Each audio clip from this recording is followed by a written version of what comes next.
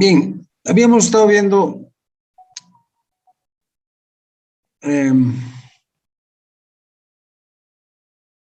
la parte de evaluación económica y social y la parte de evaluación financiera privada. Y habíamos dado el ejemplo de la avenida Mario Mercado, ¿verdad? En la cual hemos identificado los beneficios e ingresos para realizar la evaluación económica y social y para realizar la evaluación financiera. Para realizar la evaluación económica y social, ¿cuáles son los beneficios? Ahorro en los costos generalizados de viaje, con menos sin proyecto. Los costos generalizados de viaje se pueden dividir en dos ítems, uno que se denominan costos de operación vehicular, que es gasto en gasolina, lubricantes, llantas, etcétera, y el otro se llama el costo el tiempo de los usuarios. Entonces, el costo generalizado de viaje se divide en dos partes. Uno es el costo de operación vehicular y el otro es el tiempo de los usuarios. Entonces, ¿cuáles son los beneficios desde el punto de vista de la evaluación económica y social? El ahorro en estos costos, ¿verdad? Si bien se va a gastar gasolina, lubricantes, llantas, etcétera, si se va por la Mario Mercado versus ir por la ruta tradicional, evidentemente por la Mario Mercado se va a realizar un menor gasto, en tanto que por la ruta tradicional el gasto va a ser mayor. Entonces hay un ahorro en esos costos y también hay un ahorro en el tiempo de los usuarios que van a transitar por la Mario Mercado versus los usuarios que van a transitar por la vía tradicional. Esos son los beneficios desde el punto de vista de la evaluación económica social. ¿Por qué son desde el punto de vista de la evaluación económica social? Porque evidentemente involucran, o sea, benefician a toda la sociedad que está asentada en la ciudad, en el sur de la ciudad de La Paz y que quiere llegar al alto. Desde el punto de vista de la evaluación financiera, ¿cuáles son los beneficios? Los ingresos. Hemos dicho que desde el punto de vista de la evaluación privada financiera se tienen que ver los ingresos para una entidad en particular. En este caso, la entidad en particular es el gobierno municipal de La Paz. El gobierno municipal de La Paz se va a beneficiar por ciertos ingresos financieros que se generan debido a la habilitación de esta vía. A lo largo de la vía está bajo Llojeta, medio Llojeta y alto Llojeta, y por lo tanto existen diremos, lotes de terreno, casas asentadas sobre la vía. En la situación sin proyecto, esta vía estaba interrumpida. Había tramos en los cuales no se podía transitar porque no había realmente, digamos, no había habilitada la parte o segmento de la vía, y esas personas que habitaban esos lotes, esas casas, bueno, tenían que trasladarse a pie hasta cierto lugar para tomar movilidad. En la situación con proyecto se ha mejorado la vía, se ha asfaltado toda la vía Mario Mercado y por lo tanto hay un incremento que la alcaldía puede cobrar, un incremental de impuestos, ¿verdad? Con menos sin proyecto de lotes aledaños a la vía. Ahí están los beneficios desde el punto de vista de la evaluación económica y social, y ahí están los ingresos desde el punto de vista de la evaluación financiera. ¿Cuáles son los costos? Los costos de inversión y operación valorados a precios cuenta. Costos de inversión son los costos de rehabilitación de la vía y los costos de operación es el costo de mantenimiento de la vía, pero estos costos valorados a precios cuenta. O sea, hay que transformar los precios de mercado en precios cuenta o estimar estos precios cuenta para poder comparar estos costos a precios cuenta desde el punto de vista de la sociedad en su conjunto con los beneficios que se han estimado como el ahorro en los costos generalizados de viaje. Realizada la comparación, se vio que evidentemente los ingresos o los beneficios eran mucho mayores que los costos. Desde el punto de vista de la evaluación financiera, los costos son los mismos, pero costos de rehabilitación de la vía, que son los costos de inversión, y costos de mantenimiento de la vía, pero valorados a precios de mercado. Hemos manifestado también que la decisión de inversión se realiza en función a el bien que estamos evaluando es un bien público, ¿verdad? Y por lo tanto, la decisión de invertir o no invertir en este proyecto se va a realizar en función a la evaluación económica y social. Y evidentemente, comparando esos ahorros en los costos generalizados de viaje, son mayores que la inversión que se requiere valorados a precios cuenta. Y por lo tanto, por eso es que se ha rehabilitado la vía. Le hemos dicho también que complementariamente se debería realizar una evaluación privada financiera. Y hemos identificado los ingresos desde el punto de vista de la evaluación financiera y hemos identificado también los costos desde ese punto de vista. Y obviamente comparando ingresos y costos, los ingresos hemos dicho que eran unos $10,000 al año y los costos obviamente eran aproximadamente unos 1.800.000 o $2 millones de rehabilitación de la vía. Obviamente los costos son mayores que los ingresos, pero obviamente la decisión de inversión no se toma en función de la evaluación financiera, sino se toma en función a la evaluación económica y social. Pero ¿para qué ha servido esta evaluación privada financiera? Para establecer que se generan $10,000, digamos, al mes, perdón, $10,000 al año, para poder además establecer un incremental de impuestos, porque obviamente los dueños de los lotes aledaños a la vía se han beneficiado con la rehabilitación de esta vía. Esos $10,000 obviamente se tiene que evaluar si esos $10,000 son suficientes como para poder efectuar el mantenimiento anual de esa vía.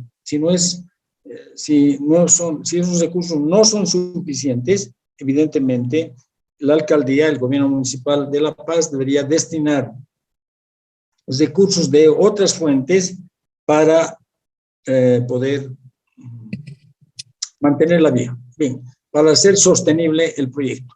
Por esa razón hemos mencionado también que hay una complementariedad entre la evaluación privada financiera y la evaluación económica y social. Bien, ¿alguna pregunta sobre este ejemplo? Inge, tengo una pregunta. No sé si me escucha. Sí, le escucho, dígame. Inge, bueno, o sea, en el caso de que se habilite la avenida, por ejemplo, si se habilita esa avenida, sabemos de que los terrenos no son muy estables. Entonces, tal vez los lotes no se los pueda vender. Entonces, ese análisis de que el lugar no sea apto para construcción, ¿en qué lugar lo podríamos evaluar? ¿En el ecosocial o en el otro? A ver, lo que usted dice es bastante cierto, ¿verdad? Si ustedes han transitado, bueno, de hecho, primero, la vía ya está rehabilitada, o sea, hace ya desde el año 2002, 2003, está habilitada esta vía. En segundo lugar, el análisis que hemos hecho es suponiendo que estamos en el año 2001, ¿verdad? En ese año, cuando yo estaba trabajando, haciendo una consultoría en el gobierno municipal de La Paz, precisamente se ha tocado este problema. Lo que menciona ustedes es cierto, porque si ustedes han transitado por esta vía, evidentemente hay siempre, o bueno, cierto tiempo se presentan problemas en la estructura de la vía, precisamente porque hay, digamos, hay problemas de estructura en los terrenos, como menciona el compañero. Ese análisis de yo construyo mi casa, compro un terreno, etcétera, es decisión propia de cada uno de los, digamos, las personas que van a comprar lotes y van a construir sus casas en determinado lugar. El gobierno municipal tiene áreas en las cuales dice, bueno, esta área, por ejemplo, Bellavista, es un área con color naranja. ¿Por qué con color naranja? Porque evidentemente el terreno no es apto para, cierta parte de Bellavista no es apto para la construcción y ha habido problemas cuando se han construido casas en ciertos sectores, ¿verdad? Entonces, obviamente la decisión de comprar o no comprar los lotes es decisión particular. Y, digamos, eso afecta indudablemente a una persona Pero si pensamos que va a afectar a todos los que se compran los lotes, tendríamos un problema de tipo social. Pero la decisión es individual, ¿verdad? O sea, yo compro mi lote porque, bueno, es un poco más barato, estoy viendo que tiene ciertos riesgos si voy a construir en ciertas zonas, pero asumo ese riesgo porque seguramente el costo del terreno es mucho menor que en otras zonas, ¿no? Evidentemente, ese problema de construcción es particular, se debería tomar en función a la evaluación privada financiera. Y además, seguramente la alcaldía, porque está cambiando un lote que era de tierra. Nuevamente, nos situamos en el año 2002, lotes sobre un terreno de tierra tienen que pagar un cierto impuesto. Si evidentemente voy a mejorar la calidad del suelo, de las vías aledañas a ese lote, tengo como alcaldía, digamos, el derecho de poder cobrar un poco más en cuanto a los impuestos. Bien. ¿Alguna otra pregunta respecto a este ejemplo?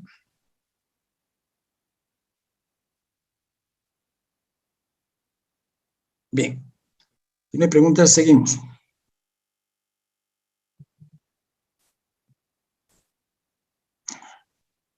¿Cuál es el proceso que se debería seguir en una evaluación privada financiera? Dice justificación, objetivo, medición de la rentabilidad desde diferentes puntos de vista. Desde el punto de vista de la entidad financiadora, desde el punto de vista de la entidad ejecutora, o sea, del inversionista, desde el punto de vista del beneficiario o usuario. Aquí hemos visto en Proyectos 1 que hemos tomado fundamentalmente dos puntos de vista. El punto de vista del proyecto como tal, ¿verdad? Un proyecto llamado proyecto puro, en el cual se asume que toda la inversión se realiza con aporte propio, y el punto de vista del proyecto financiado, que resulta al final como el punto de vista del inversionista. Porque ahí, al construir el flujo de caja, estamos tratando de comparar los recursos que pone el inversionista como aporte propio versus los flujos que le genera el proyecto después de haber pagado los intereses y los préstamos, los intereses y el capital de los préstamos que ha adquirido. Entonces, ese es el objetivo, digamos, de la evaluación financiera. Identificación de flujos atribuibles al proyecto, la valoración, esos flujos deberían ser ingresos incrementales y costos incrementales, ¿verdad? Y digamos, con los ingresos y costos incrementales podemos construir el flujo neto de caja o flujo neto de fondos, y luego, una vez que hemos construido el flujo de fondos, vamos a aplicar un criterio de rentabilidad como el valor actual neto que compara ingresos menos costos, o la tasa interna de retorno que busca una tasa a la cual los ingresos son iguales a los costos. Ese es, digamos, el esquema cuando realizamos una evaluación privada financiera. El esquema cuando realizamos una evaluación económica y social se presenta a continuación. La justificación y objetivo dice, perdón,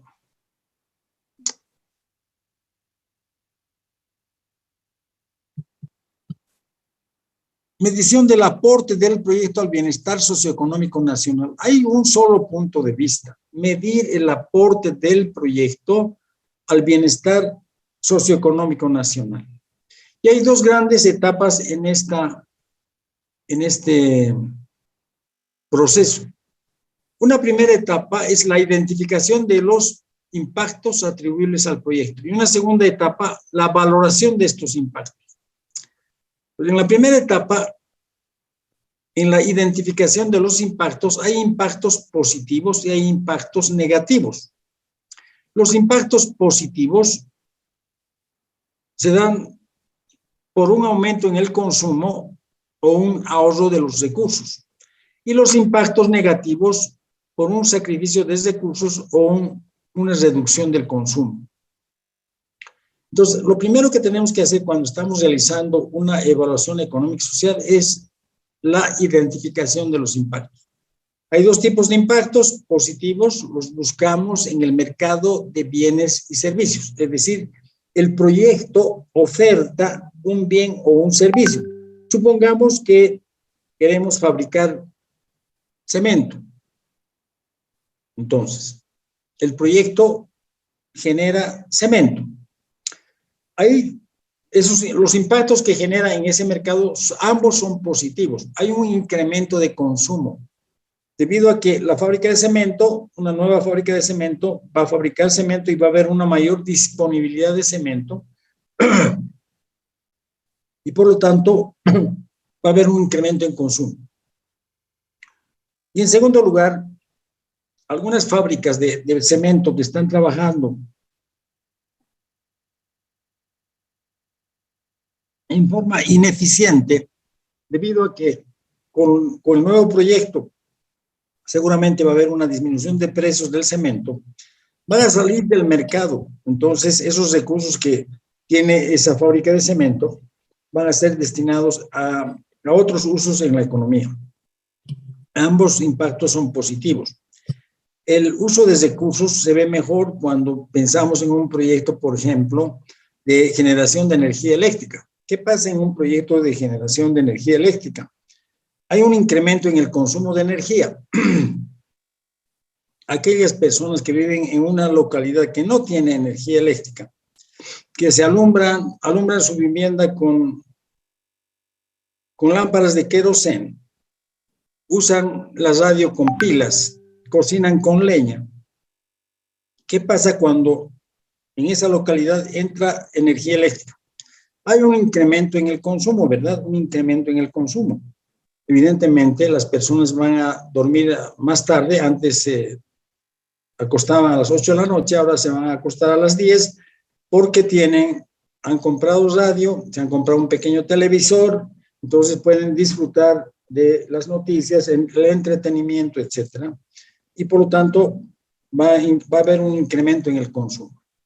¿Y qué va a haber luego? Va a haber también un impacto positivo, un ahorro de recursos. Los recursos destinados a la fabricación de pilas para las radios de los habitantes de esa localidad, los recursos destinados a la extracción y, digamos, disposición de la leña para la cocina, y los recursos destinados a el queroseno con el cual alumbran sus viviendas, se va a destinar a otros usos en la economía, porque ya la gente tiene energía eléctrica.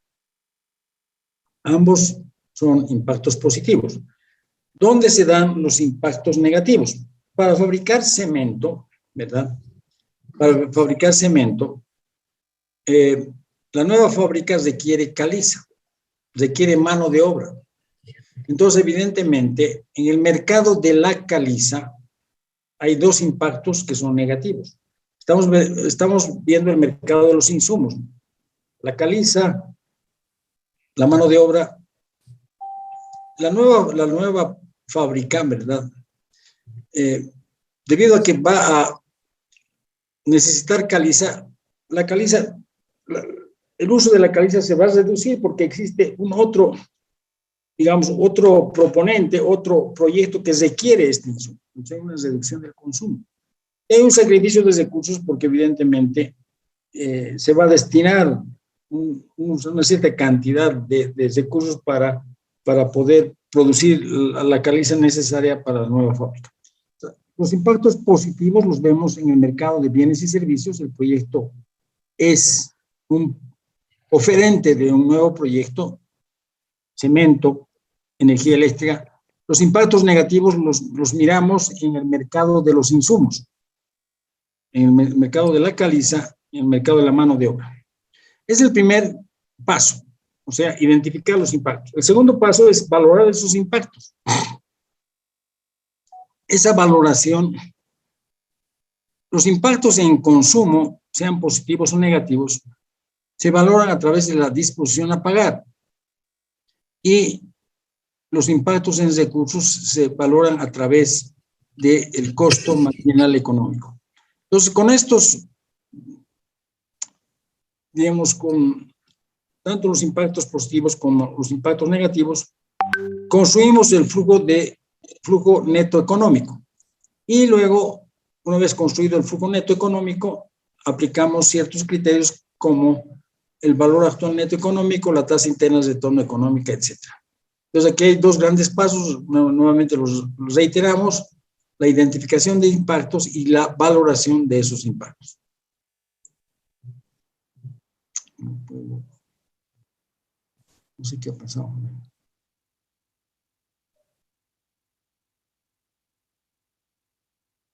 Voy a dejar de compartir.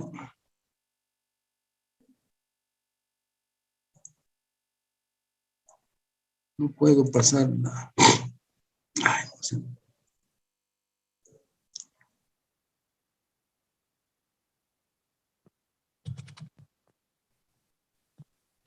Como dice, el primer paso es la identificación de los impactos. Impactos positivos son los siguientes.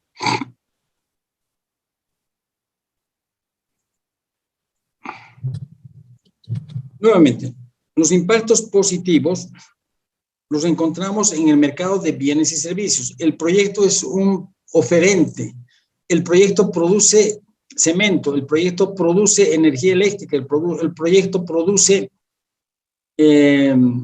aceite.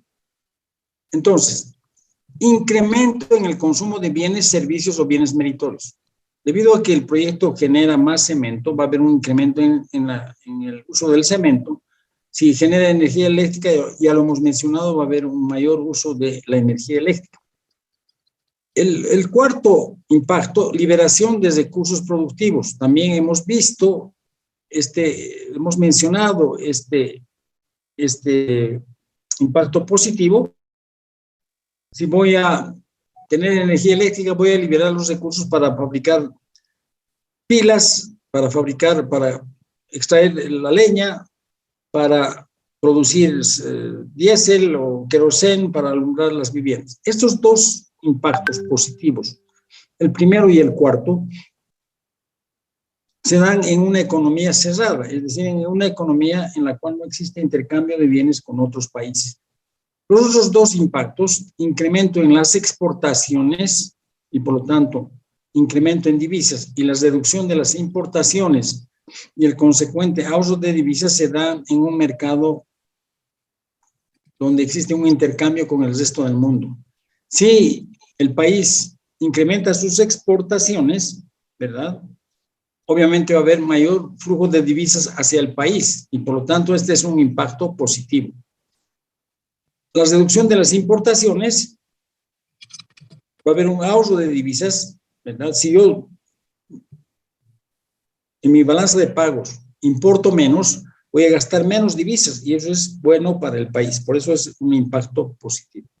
Esos son los cuatro impactos positivos. Los dos extremos de estos impactos se dan a nivel interno y los dos centrales se dan cuando el país tiene intercambio con otros países. ¿Cuáles son los impactos negativos?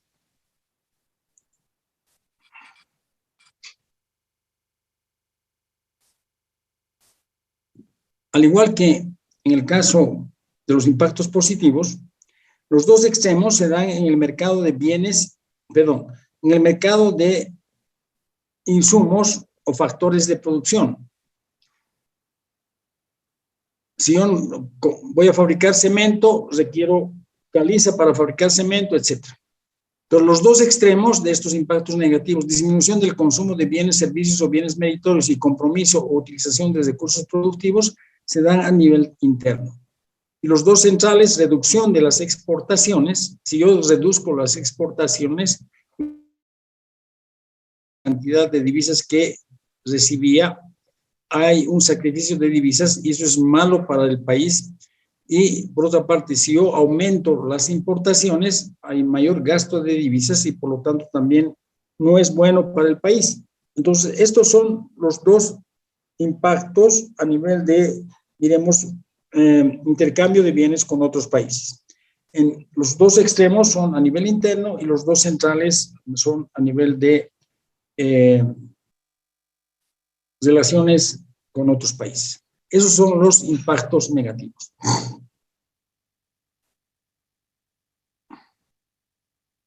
El segundo paso, una vez que hemos identificado los impactos, tanto positivos como negativos, tenemos que valorarlos. Y el segundo paso, en la parte de evaluación económica y social, es la asignación de valor a los impactos, los denominados precios cuenta. Dice, valor en la evaluación económica y social tiene que reflejar el aporte al bienestar nacional. El término precio cuenta, precio sombra es el que se utiliza para la medición de dicho aporte. Es el segundo paso, medir, o sea, asignar valor a los impactos.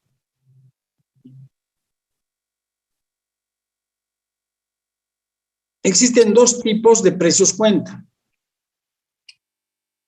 En primer lugar, precios de eficiencia. Miden el aporte de una unidad marginal del bien al bienestar teniendo en cuenta el objetivo de eficiencia. Recuerden ustedes la diferencia entre evaluación económica y evaluación social. La evaluación económica trata de la asignación eficiente de los recursos. Por lo tanto, hay un precio de eficiencia. Precio cuenta de eficiencia.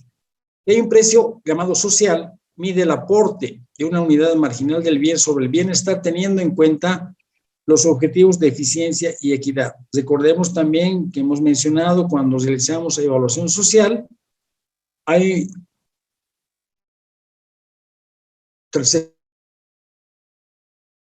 trata de un asignado que se llama precio social, que tiene en cuenta los objetivos de eficiencia y de equidad.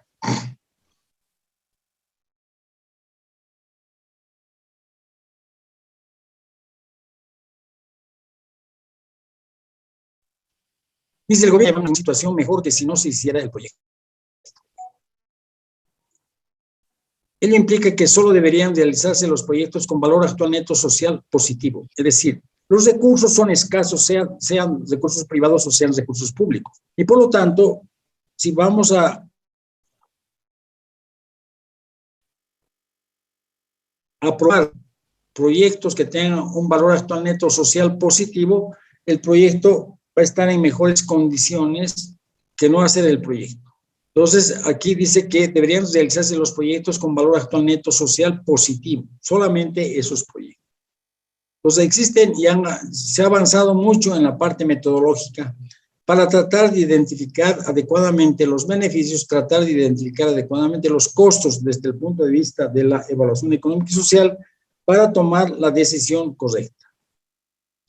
La evaluación socioeconómica puede o no diferir de la privada. Los inversionistas privados se guían por la rentabilidad privada y en consecuencia pueden tomar decisiones que no son las que le convienen al país. Por eso es que el gobierno, el Estado tiene ciertos mecanismos para incentivar o desincentivar las inversiones, como hemos visto en algunos ejemplos anteriores. Lo ideal sería, por lo tanto, que los precios de mercado, dice, reflejaran los verdaderos precios sociales, pues en esa forma las decisiones privadas no serían solamente correctas desde el punto de vista del inversionista, sino también desde el punto de vista del país. Para que los precios privados coincidan con los sociales, es necesario que no existan servicios, es decir, que estaríamos en mercados de competencia perfecta. Aquí tenemos una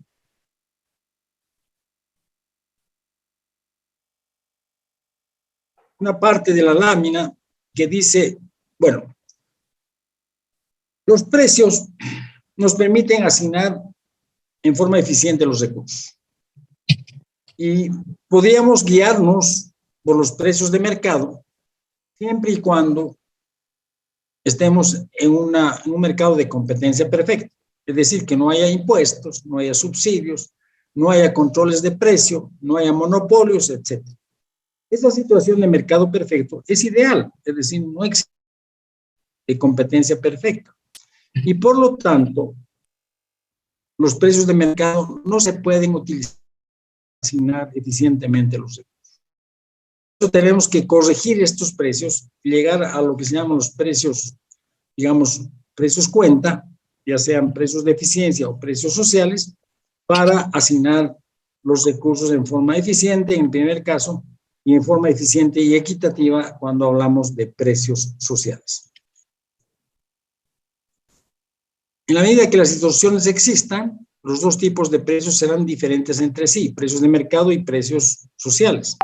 Y por lo tanto será necesario estimar precios sociales para efectuar la evaluación socioeconómica. para estimar precios sociales se pueden utilizar dos metodologías alternativas. La primera de ellas, los modelos globales de programación y el método de las distorsiones. Los modelos globales de programación de la economía de un país a través entre las variables consideradas relevantes. Modelos globales de programación. Restricciones existentes, ciertos valores representativos de los fines que se persiguen. Los precios sociales son el conjunto de precios que hacen posible la maximización buscada. La versión más sencilla que se puede encontrar es el modelo de programación lineal, en el cual, al resolver el problema dual, surgen los precios sociales. Esta primera metodología es complicada y requiere, dice, para un país trabajar con modelos de este tipo suele resultar muy complicado y se deben utilizar variables a nivel muy agregado, con lo que se pierden los precios de los bienes específicos que tratamos de valorar. Pues hasta aquí mencionamos que para eficientemente los recursos es necesario tener alguna señal. Esa señal lo dan los precios, pero los precios de mercado son válidos en una economía de competencia perfecta, donde no haya impuestos, subsidios, monopolios, control de precios, etc. Esa economía es ideal, no existe. Por lo tanto, para poder realizar, asignar eficientemente los recursos, tenemos que modificar los precios de mercado y transformarlos o establecer los precios cuenta. Y hay dos modelos. El primero de ellos tiene ciertos problemas y el segundo, para poder establecer los precios cuenta, es el método de las distorsiones. Parte del precio observado en el mercado del bien específico, se analizan las distorsiones existentes, impuestos, subsidios, control de precios. Se cuantifican esas distorsiones y en función de los resultados se estiman las correcciones para llegar al precio social. Este procedimiento contempla fundamentalmente lo relativo al problema de asignación de recursos, eficiencia. Es el método que vamos a desarrollar a lo largo del tema 7 y en adelante, es decir, vamos a ver cuáles son las principales distorsiones que existen en el mercado, como impuestos, subsidios, etcétera, y en función de esas distorsiones vamos a corregir los precios de mercado.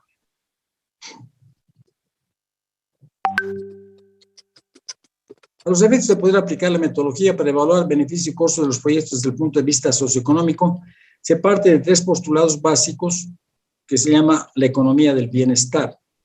Este tema de economía del bienestar la vemos en detalle en el punto 8 del programa, en el punto 7 del programa, perdón.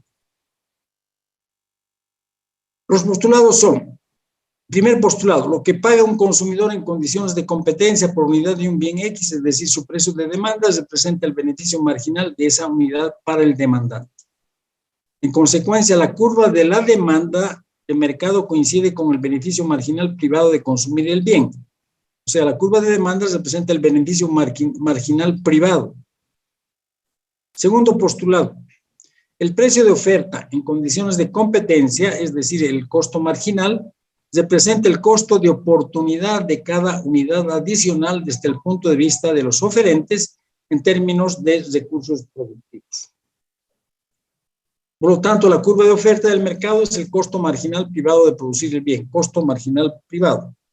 Entonces, la demanda representa la unidad, la curva de la demanda representa el beneficio marginal privado y la curva de ofertas representa el costo marginal privado.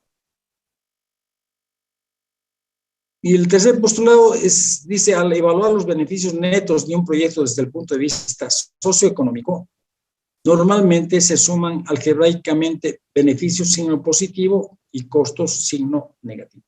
Esos son los tres postulados que exigen la evaluación, la valoración del segundo paso de la evaluación económica y social, que es la valoración de los impactos identificados. Este postulado implica dejar de lado por ahora los efectos que el proyecto puede tener sobre la distribución del ingreso. Aquí tengo un cuadro en el cual se establecen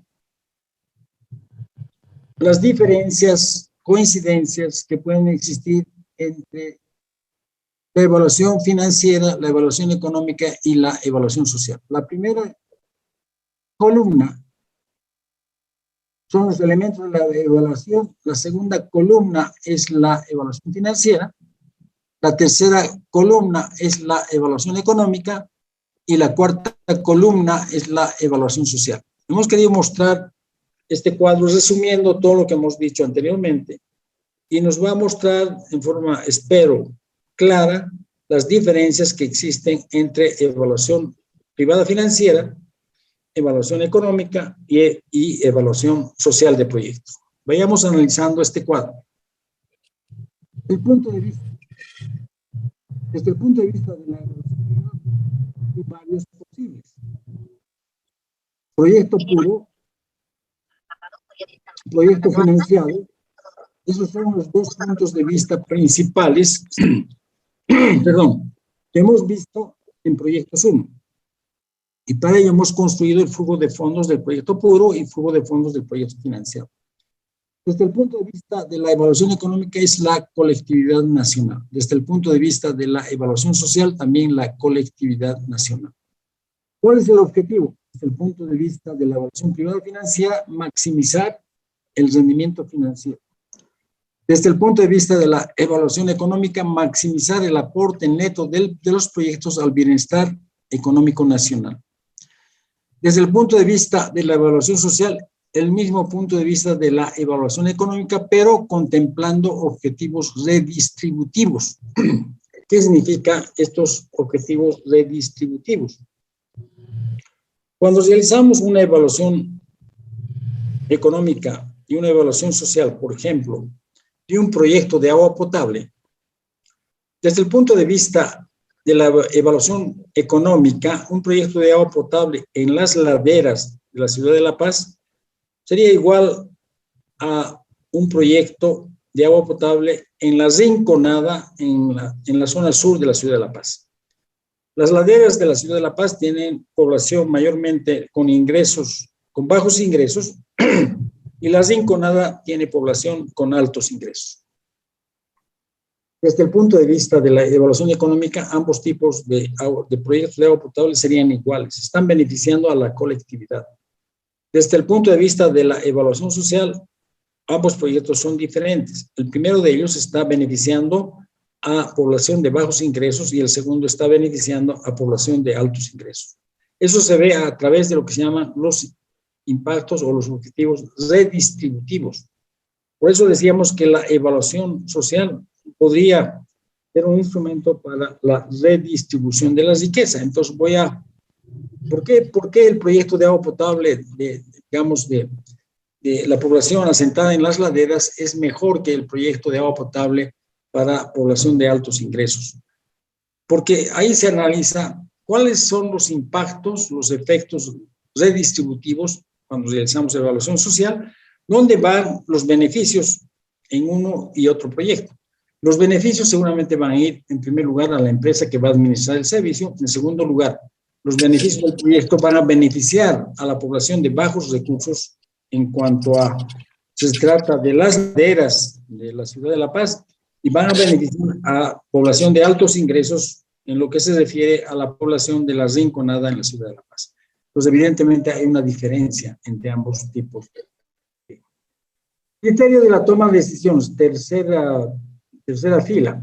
Desde el punto de vista financiero, valor actual neto privado, tasa interna de retorno privada, relación beneficio-costo privado. Desde el punto de vista de evaluación económica, valor actual neto económico, tasa interna de retorno económica, etc. Desde el punto de vista de la evaluación social, valor actual neto social, tasa interna de retorno social, relación beneficio-costo social. Cuarta fila, precios utilizados en la evaluación. Aquí hay una gran diferencia, ¿verdad? En la parte de evaluación financiera, precios de mercado. un jornal aproximadamente 120 bolivianos por jornal. Evaluación económica, precios de eficiencia, precios cuenta. Hay que transformar esos precios de mercado en precios de eficiencia.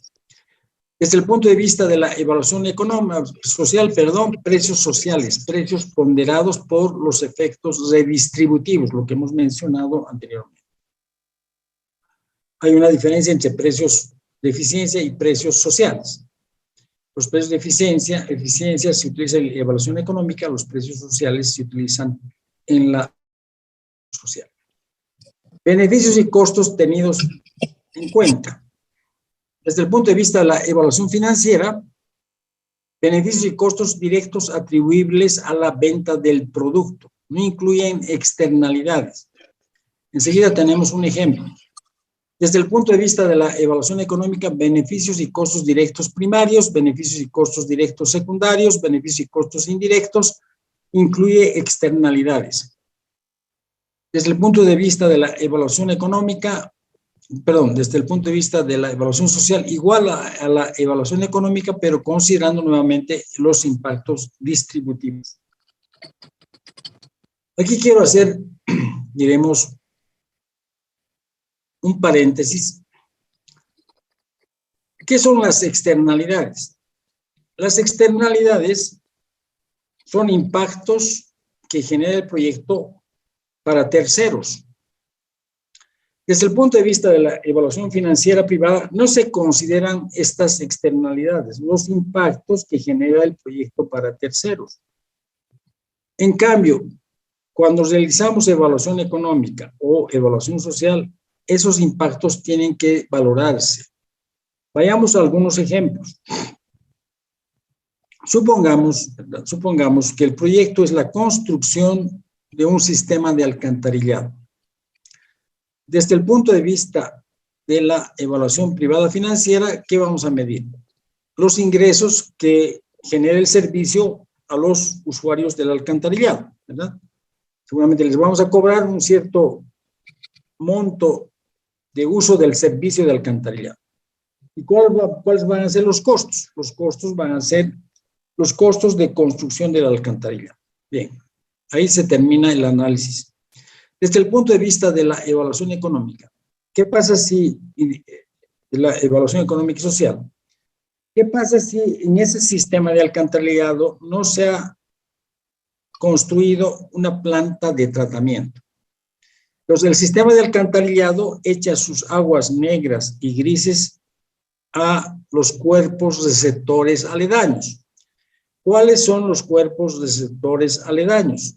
Son los ríos que atraviesan la ciudad de La Paz. Entonces, el sistema de alcantarillado no tiene una planta de tratamiento, echa las aguas negras y grises a los ríos. Estos ríos están, por lo tanto, contaminados. La contaminación disminuye un poco a medida que fluye el río a lo largo de su curso. Pero, digamos, 25 kilómetros abajo, estas aguas son utilizadas por los agricultores para regar sus cultivos.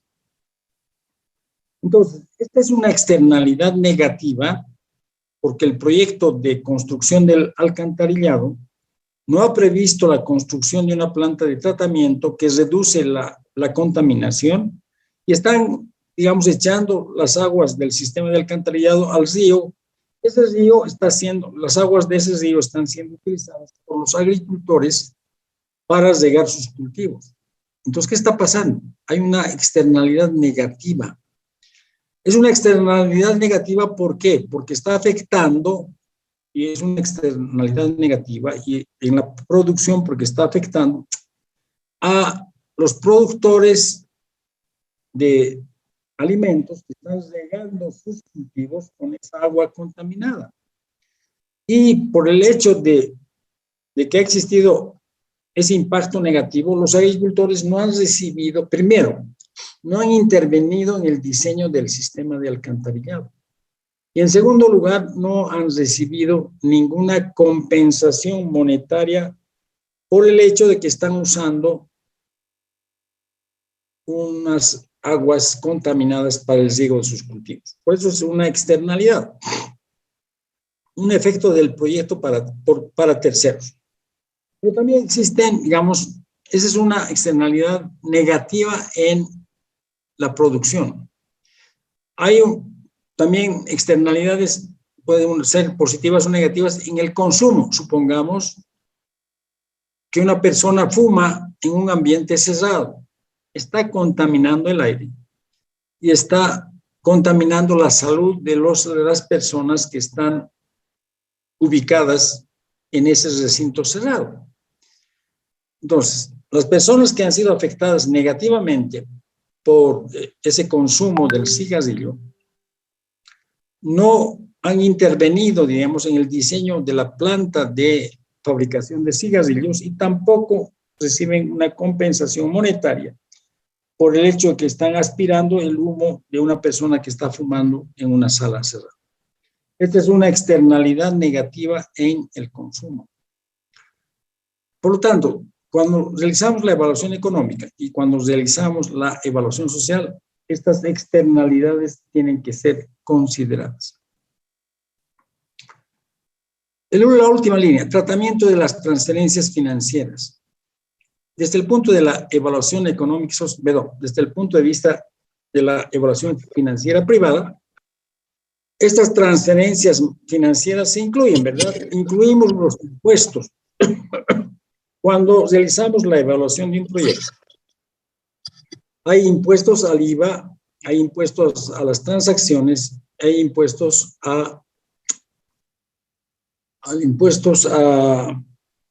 ¿qué se llama?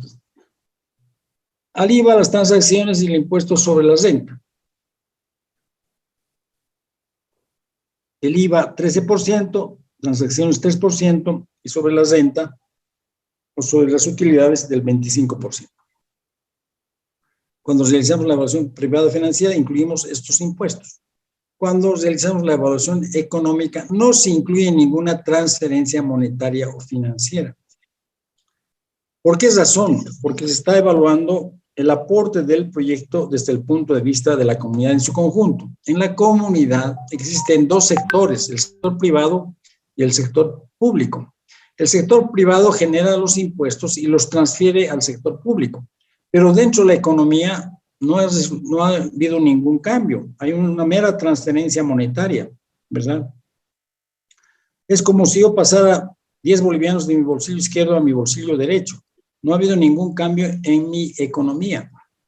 Por lo tanto, desde el punto de vista de la evaluación económica, las transferencias monetarias entre sectores no se incluyen, pero sí se incluyen desde el punto de vista de la evaluación social para analizar el impacto distributivo. Nuevamente, cuando se realiza evaluación social, el impacto distributivo juega un rol fundamental. Bien, esas son las diferencias y coincidencias entre evaluación privada financiera y evaluación económica y evaluación social. Veamos ahora,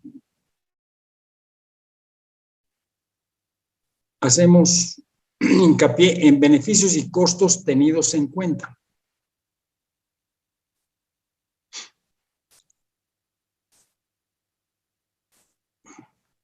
Vamos a tomar para eso el siguiente ejemplo. El proyecto es la construcción de un ingenio azucarero en el norte del departamento de La Paz, específicamente en la localidad de San Buenaventura. El bien que produce este proyecto es el azúcar, ¿verdad? O sea, el bien X es el azúcar. Entonces, los beneficios y costos primarios, directos primarios, que se toman en consideración en la evaluación privada financiera y en la evaluación económica y social, también son los siguientes. Dice, resultan de la consideración de la producción y venta del bien X valorados a precios cuenta. Es decir, bueno, desde el punto de vista de la evaluación privada financiera, valorados a precios de mercado. Pero aquí está dando, voy a volver al anterior cuadro, por favor. Perdón.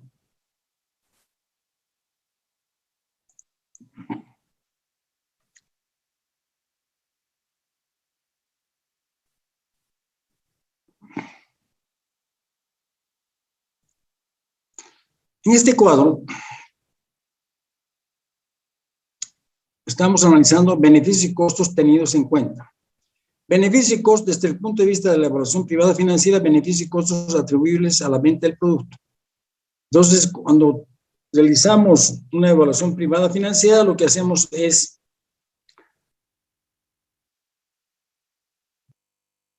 los beneficios o ingresos van a estar dados por la cantidad de azúcar que vamos a vender. ¿Y cómo determinamos esa cantidad de azúcar que vamos a vender? Por la producción. Vamos a producir y vender, por decir algo, 100,000 toneladas al año de azúcar. ¿La cantidad? ¿A qué precio? El precio por tonelada, por decir algo, va a ser, qué sé yo, $120. Entonces ya tenemos los ingresos. La cantidad de azúcar por el precio unitario. ¿Y cuáles van a ser los costos? Los costos atribuibles a la producción de esas 100,000 toneladas. Vamos a tener ahí seguramente materia prima, que es la caña de azúcar, algunos otros componentes como la cal, etcétera. Vamos a cuantificar los insumos, vamos a cuantificar la mano de obra y esos van a ser los costos atribuibles a la producción de las 100,000 toneladas de azúcar que vamos a vender. Ese es, digamos, el análisis que deberíamos hacer para realizar la evaluación privada financiera. Pero ahora vamos a ver qué se entiende por beneficios y costos directos primarios, beneficios y costos directos secundarios, beneficios y costos indirectos y las externalidades. Ya hemos hablado de las externalidades, entonces lo que vamos a hacer ahora es qué pasa con beneficios y costos directos primarios, beneficios y costos directos secundarios, beneficios y costos indirectos, a través de ese ejemplo que hemos planteado.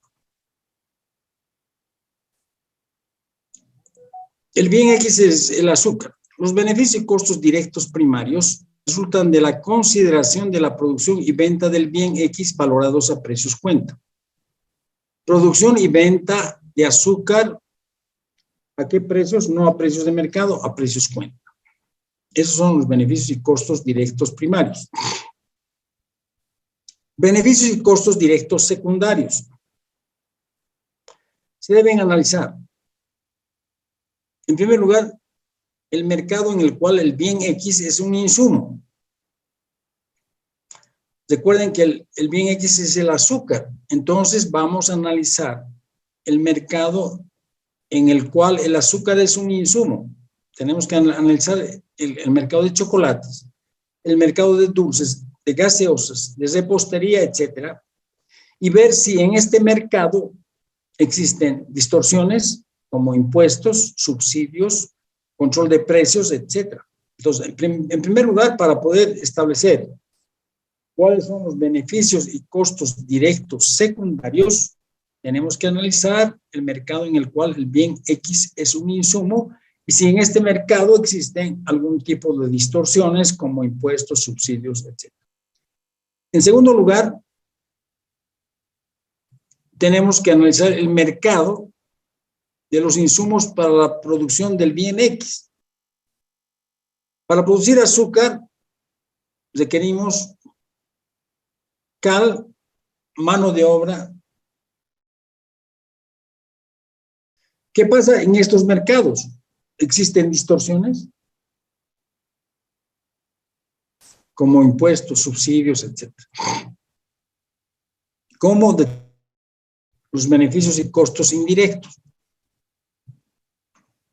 Resultan del análisis del mercado de bienes sustitutos y o complementarios al bien X. ¿Cuáles son los mercados sustitutos o complementarios al bien X? El bien X es el azúcar. Edulcorantes artificiales, principalmente. Entonces, en este mercado, como la stevia, como esos dulcero, etcétera, hay varios edulcorantes artificiales. ¿En esos mercados existen distorsiones? Ya hemos analizado las externalidades, ¿verdad? Las externalidades son impactos positivos y negativos de largo plazo que el proyecto terceros, sin que estos hayan intervenido en el diseño del proyecto y no reciben remuneración alguna por este hecho. Hemos mencionado el uso de los productores que riegan sus cultivos con agua contaminada o aquellas personas que absorben el humo del cigarrillo. ambos son impactos o externalidades negativas. Esas también se tienen que tomar en consideración cuando realizamos la evaluación de un proyecto desde el punto de vista de la evaluación económica y social. Intangibles. Intangibles, aspectos positivos y negativos relacionados con el proyecto de difícil cuantificación, pero que contribuyen positiva o negativamente al proyecto. En este caso específico del ejemplo, estamos mencionando, por ejemplo, el orgullo que pueden sentir los ciudadanos paceños por la instalación del ingenio azucarero en el departamento de La Paz, ¿verdad? Algo intangible, pero que está contribuyendo, en este caso, positivamente al proyecto. Entonces, actual neto socioeconómico. Utilizando la tasa social de descuento, la sumatoria de beneficios netos directos primarios, la sumatoria de beneficios netos directos secundarios, la sumatoria de beneficios netos indirectos, las externalidades y los intangibles. Entonces, obviamente, el cálculo de este indicador debería incluir todos estos aspectos que hemos mencionado y que los vamos a ver a lo largo de la materia. Entonces, obviamente, el calcular, el tratar de establecer el valor actual neto socioeconómico es mucho más complejo que el valor actual neto privado, ¿sí? Donde hemos visto valor BNDP, beneficios netos directos primarios, beneficios BNDS, beneficios netos indirectos secundarios, BNI, beneficios netos indirectos, y finalmente las externalidades. Y los intangibles cuando sea pertinente, ¿verdad? Con esto hemos concluido el primer tema, que es la parte introductoria. La parte introductoria, voy a dejar de compartir la pantalla. Okay, no hay más. Después vamos a ver. Bueno, cualquier indicador que tomemos en consideración para tomar la decisión de invertir o no invertir en un proyecto deben cumplir los siguientes requisitos. En primer lugar, deben tomar en consideración todos los flujos positivos y negativos que genera el proyecto durante su vida útil o durante el periodo de evaluación. Evidentemente, tomamos como periodo de evaluación generalmente 10 años, pero si es necesario, por ejemplo, una carretera, una represa, podemos tomar más de 10 años, 20, 25, o tomar toda su vida útil. En segundo lugar, deben tomar en consideración el valor del dinero en el tiempo. Para poder comparar los flujos de dinero que se generan en diferentes instantes de tiempo, se debe recurrir a las equivalencias financieras para transformar estos flujos en flujos que se generan en un mismo instante de tiempo. Hemos visto cuando analizamos la definición de un proyecto desde el punto de vista del financista, del señor Fontaine, que un proyecto era un flujo de fondos que se generan en diferentes instantes de tiempo. Decía este autor, lo importante es identificar los beneficios, identificar los costos, darles un valor para luego compararlos y tomar la decisión de invertir o no invertir en el proyecto. La identificación y costos se dan en diferente instante de tiempo. Por lo tanto, tenemos que recurrir a las equivalencias financieras para transformar esos fondos que se generan en diferentes instantes de tiempo a fondos que se generan en un mismo instante de tiempo. En tercer lugar, para cumplir el requisito 2, se debe utilizar la tasa de oportunidad. Se debe utilizar adecuadamente y definir cuál es el costo de capital que deberíamos utilizar para poder transformar esos flujos de dinero a flujos de dinero que se generan en un mismo instante de tiempo. Cualquier indicador que cumpla estos 3 requisitos es un indicador válido para tomar la decisión de invertir o no invertir en un determinado proyecto.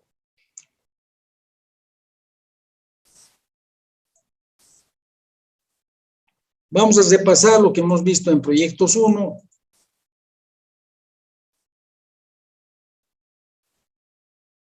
Este es el primer indicador que vamos a ver, es el valor actual neto. Aquí Este es un proyecto, ¿verdad?, que tiene un año de inversión, el año 2021, y 5 años de operación, del año 2022 al año 2026. Y genera los flujos que se indican en esta lámina. En primer lugar, estamos considerando que los flujos son flujos esperados en el futuro, 2022, 2023, 2024, 2026, flujos líquidos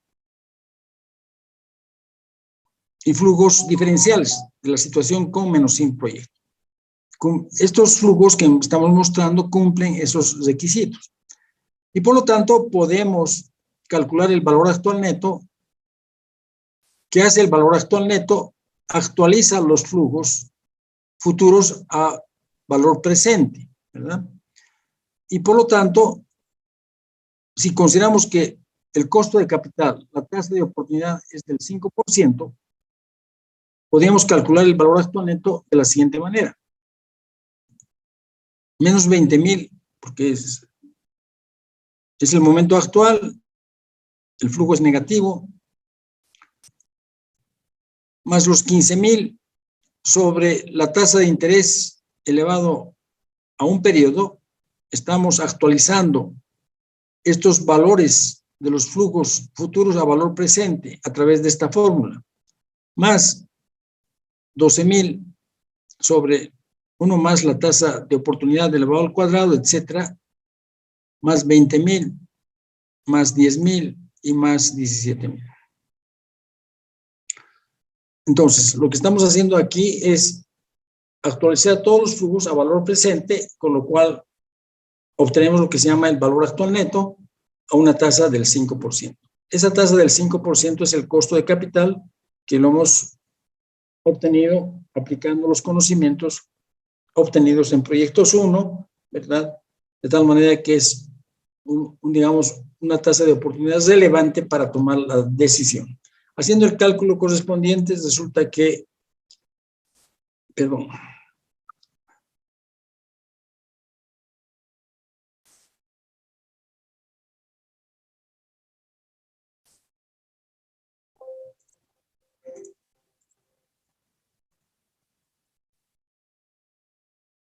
resulta que el valor es igual a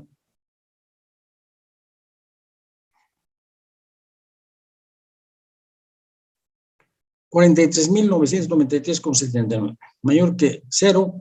La interpretación que tiene el valor actual neto es que al hacer el proyecto, el inversionista o la nación, si estamos realizando evaluación económico-social, es 43,9 millones de dólares más rica que si no se hace el proyecto.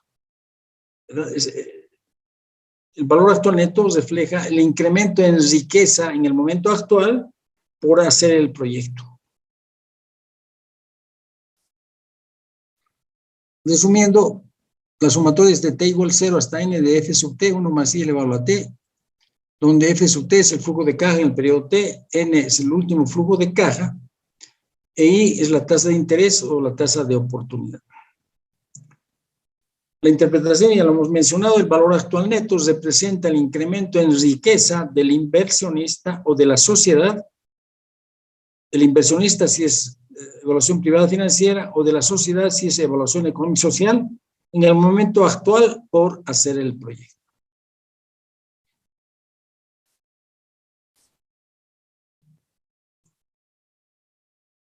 ¿Cuáles son los criterios de decisión asociados al valor actual neto?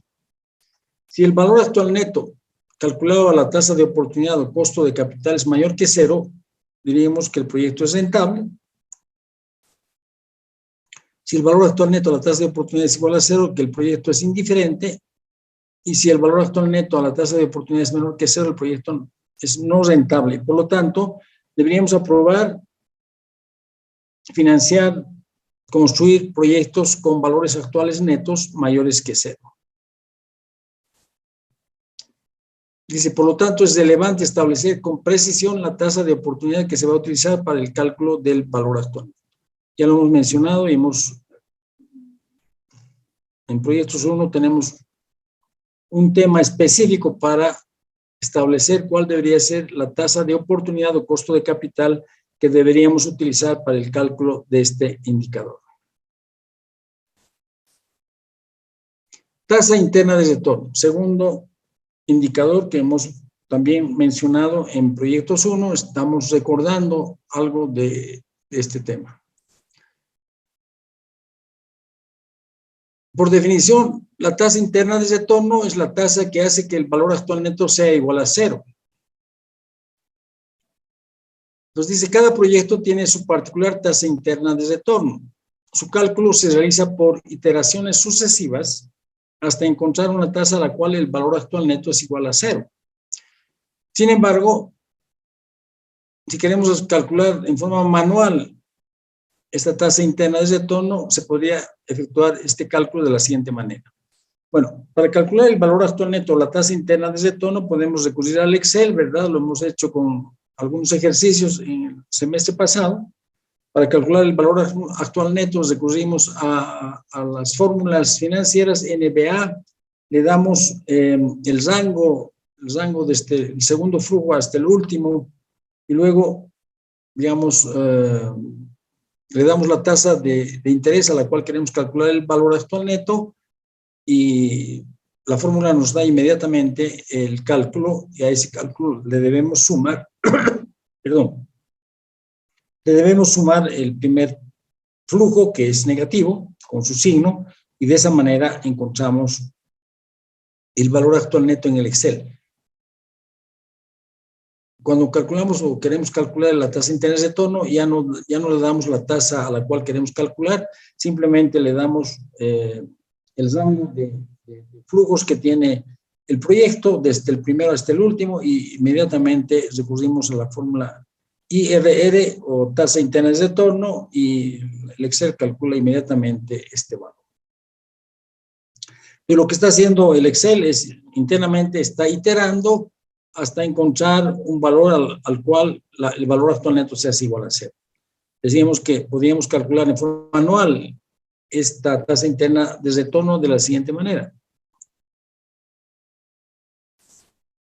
La tasa interna de retorno va a ser igual a la tasa inferior a esa tasa I1. Vamos a obtener un valor actual neto positivo. Ese valor actual neto positivo lo multiplicamos por la diferencia de tasas sobre los valores absolutos del valor actual neto positivo y el valor actual neto negativo. Para poder aplicar esta fórmula tenemos que encontrar dos valores actuales netos con tasas de interés muy próximas entre sí. Enseguida vamos a ver el ejemplo. Gráficamente, ahí tenemos en el eje de las ordenadas el valor actual neto y en el eje de las abscisas la tasa de interés, y la función es esta función. Cuando el valor actual neto sea igual a 0, encontramos la tasa interna de retorno. Entonces, para aplicar la fórmula anterior, debemos establecer una tasa I1 a la cual vamos a calcular el valor actual neto, que va a ser positivo. Incrementamos el valor de la tasa a una tasa I2, ¿verdad? Y luego a esa tasa I2 vamos a encontrar un valor actual neto negativo, y vamos a interpolar entre la tasa I1 y la tasa I2 para encontrar esa tasa que es igual a la tasa interna de retorno, aplicando la fórmula que hemos mencionado en la lámina anterior, donde dice I1 es la tasa inferior, I2 la tasa superior, valor actual neto P positivo, N negativo, y los valores entre corchetes son los valores absolutos. Veamos este ejemplo. Tenemos este proyecto, ¿verdad? Vamos a calcular manualmente la tasa interna de retorno, para lo cual vamos a suponer en principio un valor actual neto a la tasa del 10%. Calculando el valor actual neto a esa tasa del 10%, tenemos un valor positivo, 269.17, mayor que 0. Incrementando la tasa a una tasa superior al 15%, tenemos un valor negativo, menos 380,68, menor que 0, y realizamos la interpolación entre ambas tasas a través de la fórmula que nos dice la tasa interna de retorno va a ser la tasa I1 y la tasa inferior, valor positivo del valor actual neto multiplicado por la diferencia de tasas sobre los valores absolutos del valor actual neto positivo y el valor actual neto negativo. Sacando y haciendo los cálculos pertinentes, obtenemos que la tasa interna de retorno es del 12%. Bien. Para realizar este cálculo en forma manual, la diferencia entre ambas tasas debería ser muy cercana al 5 o al 7%. En este caso, la diferencia entre ambas tasas es del 5%. Debido a que para aplicar la fórmula estamos asumiendo que el segmento comprendido entre ambas tasas es igual a una línea recta. Sin embargo, eso no es verdad si tomamos tasas muy separadas entre sí, puesto que si tomamos tasas muy separadas entre sí, la función no es recta, es una curva, y la aplicación de la fórmula asume que el segmento entre las dos tasas es una recta. Entonces, si quieren aplicar esta fórmula, deberíamos tener un segmento pequeño. La diferencia entre ambas tasas debería ser pequeña. Aquí tenemos una diferencia de un 5%. Ahora, obtenemos una tasa interna de retorno del 12%. ¿Cuál es la interpretación de ese 12%? Estamos ganando el 12% sobre 10.000 durante 2 años. Estamos ganando 12% sobre 10.000 durante un año. ¿Cuál es la real interpretación de ese valor? Veamos y hagamos el siguiente análisis. El primer año tenemos un capital de 10.000 y los intereses que gana ese capital son 10.000 por el 12%, 1.200. Al final del primer año, ¿verdad? Al final del primer año, tenemos 11.200. Pero, de acuerdo al esquema que tenemos, estamos asumiendo que se trata de depósitos bancarios y al final, el primer año, hemos retirado 5.917. Volvamos al ejemplo, por favor.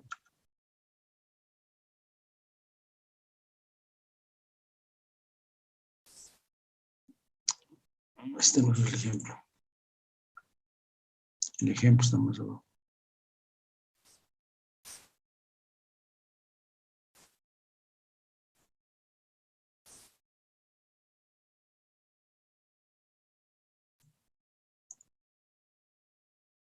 Este es el ejemplo.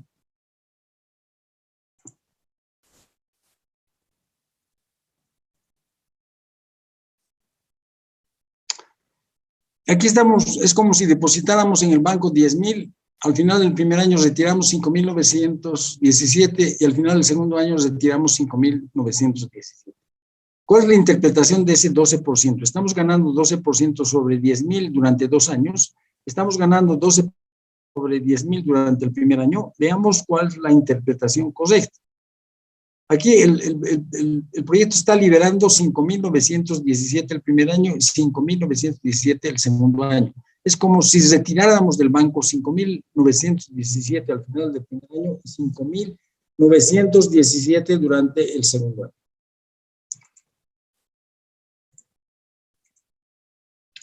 El primer año tenemos un capital de 10.000, los intereses que ganamos por esos 10.000 son 1.200, en total tenemos 11.200, pero retiramos al final de ese año 5.917. Pues, ¿qué está pasando el segundo año? El segundo año, el capital que tenemos depositado en el proyecto o en el banco son 11.200 menos lo que hemos retirado. 11.200 menos 5.917, tenemos 5.283. Entonces, 5.283 que se mantienen invertidos en el proyecto. Ese capital genera un interés del 12%, que son 634. En total, capital más intereses, tenemos 5.917, que es lo que retiramos al final del segundo periodo. Entonces, ¿cuál es la interpretación correcta de ese 12%? El 12% significa ganar el 12% sobre 10.000 durante el primer año y ganar 12% sobre 5.283 el segundo año. Es decir, el 12% se interpreta como la rentabilidad que obtenemos sobre los dineros que se mantienen invertidos en el proyecto. Durante el primer año se mantienen invertidos en el proyecto 10.000. Y durante el segundo año se mantienen invertidos en el proyecto 5.283, porque hemos retirado 5.917. Por lo tanto, la interpretación correcta que la hemos desarrollado en esta lámina es que la tasa interna de retorno significa la rentabilidad sobre los dineros que se mantienen invertidos en el proyecto. En el primer caso, 10.000 durante el primer año y en el segundo año sobre 5.283. Esa es la interpretación correcta. No estamos ganando, digamos, 12% sobre 10.000 durante 2 años. Ni estamos ganando 12% sobre 10.000 durante un solo año. Estamos ganando 12% sobre 10.000 durante el primer año y 12% sobre 5.283 el segundo año, es decir, sobre los dineros que se mantienen invertidos en el proyecto. Bien, ¿alguna duda hasta este momento? ¿Cuáles son los criterios de decisión asociados a la tasa interna de retorno? Si la tasa interna de retorno del proyecto es mayor que la tasa de oportunidad, tenemos que el proyecto es rentable. Si la tasa interna de retorno del proyecto es igual a la tasa de oportunidad, el proyecto es indiferente. Y si la tasa interna de retorno del proyecto es menor que la tasa de oportunidad, el proyecto es no rentable. Es decir, vamos a aprobar, construir, financiar proyectos con tasas internas de retorno mayores que la tasa de oportunidad. Para tomar la decisión de inversión, tenemos que comparar la tasa interna del proyecto con la tasa de oportunidad. Aparentemente, inicialmente se tenía una ventaja en el cálculo de la tasa interna de retorno porque no deberíamos establecer de principio la tasa de oportunidad. ¿Por qué? Porque la tasa interna de retorno se calcula, se construye a partir de los flujos que internamente genera el proyecto. Pero una vez establecida la tasa interna específica del proyecto, tenemos que comparar esa tasa interna de retorno del proyecto con la tasa de oportunidad para tomar una decisión. Por lo tanto, esa ventaja aparente inicial se diluye, ¿verdad? Porque de todas maneras tenemos que establecer cuál es la tasa de oportunidad que deberíamos utilizar. Bien, la tasa interna de retorno tiene ciertos problemas que los vamos a discutir, los vamos a analizar.